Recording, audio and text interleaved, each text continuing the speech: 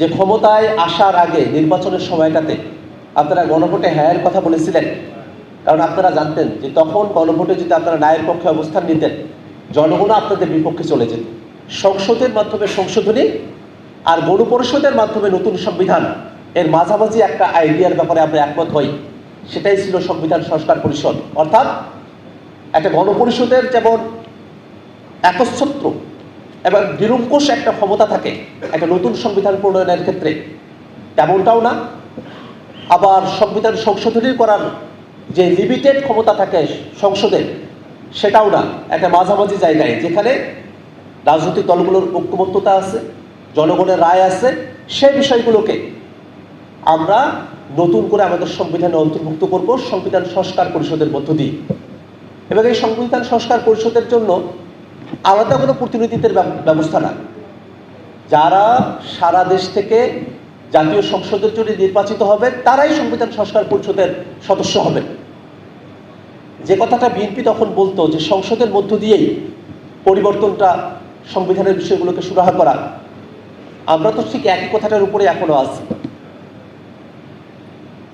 সংবিধান সংস্কার পরিষদে যারা সদস্য তারা তো সংসদ সদস্যই, অর্থাৎ সংসদের ভিতরেই আমরা আছি, কিন্তু আমরা ফোরামটাকে আলাদা করতে বলছি যাতে করে সংবিধানের সাথে সম্পর্কিত বিষয়গুলোকে আমরা টেকসইভাবে আমাদের সংবিধানে অন্তর্ভুক্ত করতে পারি।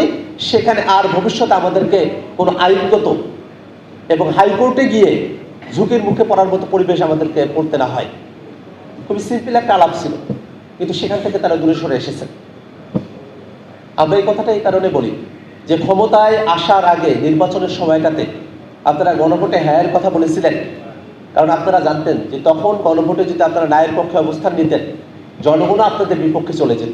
সেই জনগণ তো ভোটের পরে তারা নিষ্ক্রিয় হয়ে গেছে, ব্যাপারটা এমনটা। এবং শুধুমাত্র নির্বাচনের মধ্য দিয়েই বা 5 বছর অপেক্ষা করেই তারপরেই অনেক কিছু হবে, বিষয়টা তো এমনও না। বাংলাদেশের জনগণ তারা তো এই জিনিসগুলো দেখভাল করছে, তারা তো খেয়াল রাখছে, এবং তারা সকলে প্রত্যাশা করছে যে বিএনপি সরকার তারা জনগণের প্রতিকৃত যে ওয়াদা, সে ওয়াদাটা তারা পালন করবে। আমরা যেহেতু আজকে সারাটা দিন আলোচনা করব, সেখানে আমরা এই বিষয়গুলো অবশ্যই জানব যে এই যে অর্থনৈতিক খাতের দুরবস্থা, সে সময়টাতে একীভূতকরণকৃত 5টা ব্যাংক যারা পুরনো মালিক ছিল তাদের কাছে আবার ফিরিয়ে দিয়ে যাওয়ার একটা আইন করা হয়েছে। এখানে একটা জিনিস খেয়াল করে দেখেন, ব্যাংক রেজুলেশন অধ্যাদেশটা যখন তারা নিয়ে এসেছে তখন 18 ধারায় তারা একটা সংশোধনী নিয়ে এসে সেটাকে পাশ করেছে। এটা অত্যন্ত নেতিবাচক। আমরা একই কথাটা মানবাধিকার কমিশনের ব্যাপারে, দুদকের ব্যাপারে, পুলিশ কমিশনের ব্যাপারে, গুম অধ্যাদেশের ব্যাপারে, সুপ্রিম কোর্ট সচিবালয়ের ব্যাপারে যে অধ্যাদেশগুলো আছে সে ব্যাপারে আমরা তাদেরকে বলেছিলাম। আপনারা তো বারংবার বলছেন যে এখানে এই আইনগুলোতে ত্রুটি আছে, আপনারা সেই ত্রুটিগুলোকে বাদ রেখে আপনারা সুন্দর একটা আইন প্রণয়ন করতে চান। আপনারা তো সুপ্রিম কোর্ট সচিবালয়ের জন্য, বিচারপতিতে নিয়োগের জন্য, বা মানবাধিকার কমিশন, দুদক বা গুম, এই বিষয়ে যে অধ্যাদেশগুলো আছে সেখানে যদি কোনো একটা বিশেষ ধারায় যদি আপনাদের কোনো সংশোধনী প্রয়োজন বলে মনে করতেন, তাহলে সেই ধারায় সংশোধনী নিয়ে এসে আপনারা সেটাকে পাশ করতে পারতেন। সেই সুযোগ তো আপনাদের হাতে ছিল, কিন্তু আপনারা সেটা করেননি।